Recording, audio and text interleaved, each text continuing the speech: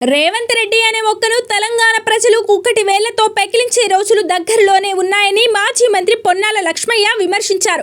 BRS ను రాజకీయంగా ఎదుర్కొనే దమ్ము లేక, ప్రజలకిచ్చిన హామీల అమలు చేతగాక దూషణలకు రేవంత్ రెడ్డి దిగుతున్నారని మండిపడ్డారు. తెలంగాణ భవన్లో బుధవారం ఆయన మీడియాతో మాట్లాడుతూ ప్రతిపక్షాన్ని తిట్టబోయడమే సంబరమా అని నిలదీశారు. ఆర్థిక పరిస్థితి మీద రేవంత్ కు అసలు అవగాహన ఉందా? కేసీఆర్ హయాంలో అప్పులు పెరిగాయంటున్నాం. దేశంలో తెలంగాణ ఆర్థిక పరిస్థితి మిగతా రాష్ట్రాల కన్నా బాగుందని అనేక నివేదికలు చెప్పాయి. దీనికి ఏమంటావు అని ప్రశ్నించారు.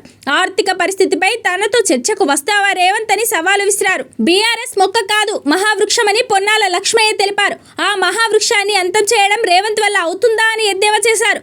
రేవంత్ లాంటి వాళ్ళు ఎంతో మంది వస్తారు పోతారు, బీఆర్ఎస్ అలానే ఉంటుందని స్పష్టం చేశారు. మూసీకి 1,50,000 కోట్లు కావాలి అంటున్నావు, ఎక్కడి నుంచి డబ్బులు తెస్తావు రేవంత్ అని నిలదీశారు. వరంగల్లో కాళోజీ కళాక్షేత్రం నిర్మాణం కేసీఆర్ హయాంలోనే జరిగిందని, కేవలం రంగులు వేసి క్రెడిట్ తీసుకోవడానికి రేవంత్ కు సిగ్గుండాలి అని ధ్వజమెత్తారు.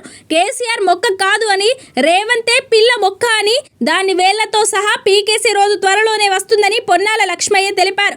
రేవంత్ కుటుంబ సభ్యుల కోసం కొడంగల్లో ఫార్మా తెచ్చి పేద రైతులను వేధిస్తారా అని నిలదీశారు.